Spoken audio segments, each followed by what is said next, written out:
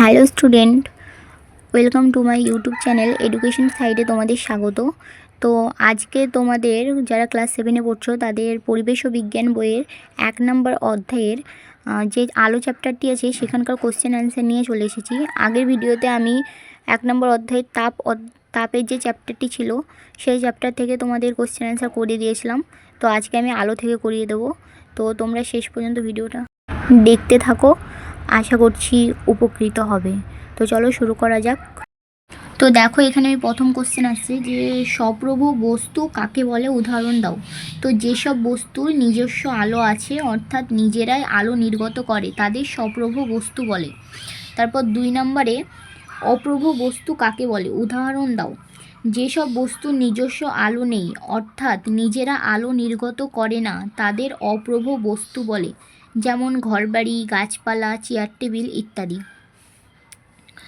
তারপর দেখো 3 নম্বর কোশ্চেনে বিন্দু আলোক উৎস এবং বিস্তৃত আলোক উৎস কী।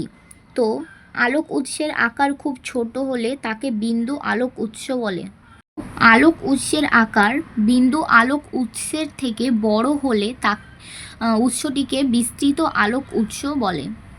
তারপর কোশ্চেন স্বচ্ছ মাধ্যম কাকে বলে, উদাহরণ দাও। যে মাধ্যমের মধ্য দিয়ে আলো সহজেই চলাচল করতে পারে তাকে স্বচ্ছ মাধ্যম বলে। উদাহরণ হচ্ছে কাঁচ, জল, বায়ু প্রভৃতি হলো স্বচ্ছ মাধ্যম। তারপরে কোশ্চেন অস্বচ্ছ মাধ্যম কাকে বলে, উদাহরণ দাও। যে মাধ্যমের মধ্য দিয়ে আলো একেবারেই চলাচল করতে পারে না তাকে বলে অস্বচ্ছ মাধ্যম। উদাহরণ হচ্ছে কাঠ, মাটি, পাথর ইত্যাদি। তো তারপরে কোশ্চেন দেখো ঈষৎ স্বচ্ছ মাধ্যম কাকে বলে, উদাহরণ দাও। যে মাধ্যমের মধ্য দিয়ে আলো আংশিকভাবে চলাচল করতে পারলেও ভালোভাবে পারে না তাকে ঈষৎ স্বচ্ছ মাধ্যম বলে।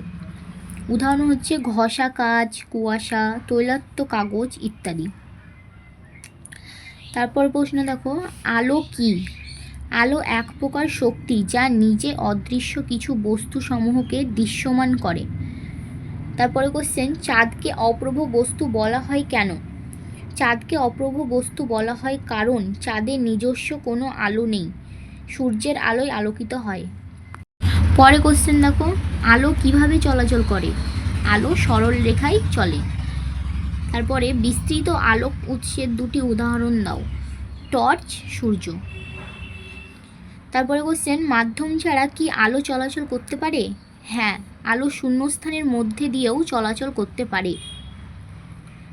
কোন ক্ষেত্রে প্রচ্ছায়া ও উপচ্ছায়া এই 2টি উপস্থিত থাকে, বিস্তৃত আলোক উৎসের ক্ষেত্রে।